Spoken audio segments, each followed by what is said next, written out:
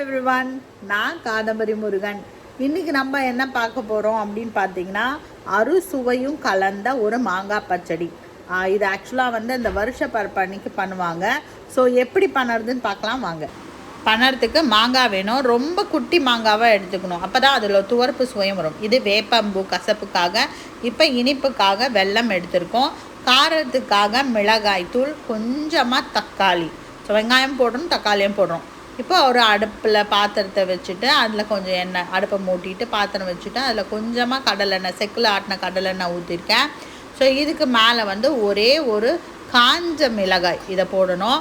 அதுக்கப்புறம் நம்ம கடுகு, மிளகாய் கொஞ்சம் சூடு ஏறினதும் நம்ம கடுகு போட்டுக்கலாம். கொஞ்சம் தீயை ஹையில் வச்சாச்சு.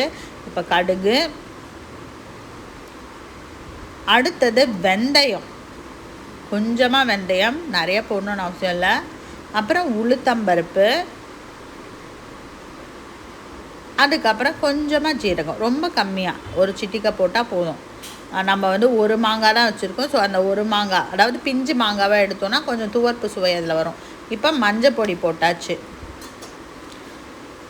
இப்போ இதெல்லாம் நல்லா பொரியணும் இல்லையா? ஸோ கொஞ்சோண்டு கிளறி விட்டுக்கலாம். ஸோ இது கொஞ்சம் நல்லா பொரியட்டும். பொரிஞ்சதுக்கப்புறம் நம்ம என்ன பண்ண போகிறோம்னா, நெக்ஸ்ட்டு நம்ம கொஞ்சமாக கருவேப்பிலை ஆட் பண்ண போகிறோம்.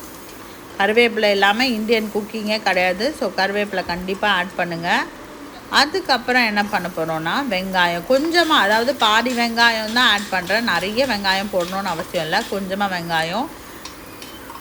இது வதங்கிறதுக்கு கொஞ்சமாக உப்பு போட்டுட்டோன்னா வேகமாக வதங்கிடும். ஸோ இப்போ நான் இமாலயன் பிங்க் சால்ட்டை கொஞ்சமாக போடுறேன்.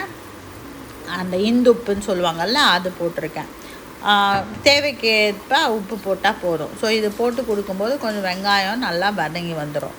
வெங்காயம் நல்லா வதங்கினதும் அந்த வெட்டி வச்ச தக்காளி அதை போட்டாச்சு. அதுவும் கொஞ்சமாக தான் எல்லாம் போட்டுட்டு நல்லா வதக்கி விடணும். இது நல்லா வதங்கினதுக்கப்புறம் என்ன பண்ண போகிறோன்னா, கொஞ்சமாக மிளகாய் தூள், அதுவும் 1 ஸ்பூன், 1.5 ஸ்பூன் பாருங்கள், ரொம்ப கம்மியாக தான் போடணும். காரம் எல்லாமே ஈக்குவலாக இருக்கிற மாதிரி இருக்கணும். ஸோ இதில் கொஞ்சம் இனிப்பு சுவை ஜாஸ்தியாக தான் இருக்கும். பட் ஆனால் அது நல்லா டேஸ்ட்டு கொடுக்கும் உங்களுக்கு வெல்லம் போடும்போது. இப்போ மாங்காயை போட்டாச்சு. மாங்காயை நல்லா வதக்கி விடணும். கொஞ்சமாக தண்ணி போட்டு அப்படியே மூடி வச்சிட்டிங்கன்னா நல்லா வதங்கிடும். அதுதான் நம்ம பண்ணுறோம். ஸோ கொஞ்சமாக தண்ணி போட்டுட்டு அப்படியே மூடி வைக்க போகிறோம். மூடி வச்ச உடனே நல்லா அந்த மாங்காயெல்லாம் நல்லா வதங்கி ஒன்று போல் வெந்து வந்துடும். அதுக்கப்புறம் நம்ம நெக்ஸ்ட்டு நம்ம இனிப்பு சுவையை சேர்த்துக்கலாம். ஸோ இப்போ நெக்ஸ்ட்டு என்ன போட போகிறோன்னா, வேப்பம்பூ ஃபஸ்ட்டு போடணும். கசப்பு இருக்கணும் இல்லையா? ஸோ கசப்புக்காக வேப்பம்பூ நல்லா க்ளீன் பண்ணி வச்சுருக்கேன். ஸோ கொஞ்சமாக வேப்பம்பூவும் போட்டாச்சு. வேப்பம்பூ போட்டு நல்லா திருப்பியும் அதே மாதிரி வதக்கி விடுங்க.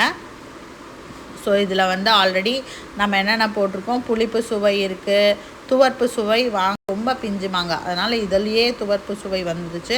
உங்களுக்கு இன்னும் வேணும்னா இஞ்சி கொஞ்சம் சேர்த்துக்கலாம், அதில் துவர்ப்பு சுவை இருக்கும். இப்போ 1 கப்பு, ஒரு கட்டி வெல்லம்.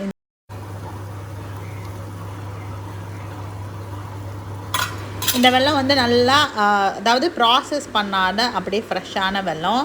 இதை போட்டாச்சு. இதை நல்லா நம்ம அப்படியே கொத்தி விட போகிறோம். நம்ம சீவி போடல இல்லையா? ஸோ கொத்தி விட்டால் போதும். அதோட இது பாகுலாம் வரணும்னு அவசியம் இல்லை. நல்லா கலந்துருச்சுன்னா போதும். கொஞ்சம் நேரம் எஃபர்ட் போட்டு கொஞ்சம் கலரி விட்டிங்கன்னா சூப்பராக ரெடி ஆகிடுச்சு. ஸோ அருள் சுவையும் நிறைஞ்ச ஒரு மாங்காய் பச்சடி ரெடி.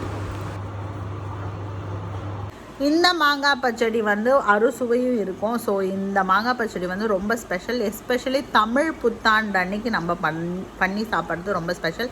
எல்லா நாளுமே அறுசுவையும் சாப்பிட்லாம், நல்லது நம்மளுக்கு. ஸோ இந்த மாங்காய் பச்சடியை ட்ரை பண்ணிவிட்டு எப்படி வந்துச்சு அப்படிங்கிறத கமெண்ட்டில் மென்ஷன் பண்ணுங்கள். Be happy, make others happy. வாழ்க வளமுடன்.